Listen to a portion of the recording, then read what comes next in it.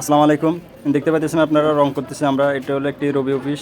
আর আমরা বিভিন্ন ধরনের কাজ করে থাকি। চট্টগ্রাম স্যানিটারি সার্ভিস বিভিন্ন রকমের কাজ করে থাকি আমরা। আর দেখেন এখানে মাঝখানে ফাটল ধরছে বোটের মাঝখানে। এটা হলো একটি কাঠের বোট। আর এখানে এসি চলে, তাই এগুলা কাঠের বোটগুলো মানে ঠান্ডা বাতাসগুলো শুয়ে এনে ফাটি যায়। আর এগুলো যদি প্লাস্টিক হতো অনেকগুলো ভালো হতো। আর এটা দেখেন রবি অফিসটা অনেকটাই বড়। আর দেখেন আপনারা এখানে আমরা ফুডিং করতেছি। এটা কয়েকটা কেমিক্যালের মাধ্যমে আমরা ফুডিংগুলো করলাম যাতে না যায় ফাটে। তারপর আমরা চেষ্টা করি, এগুলো কাঠের বোর্ড কোনো গ্যারান্টি নাই। আর এগুলো আমরা শীষ কাগজ দিয়ে করছি, দেখেন শীষ কাগজ দিয়ে ফিনিশিং দিয়েছি।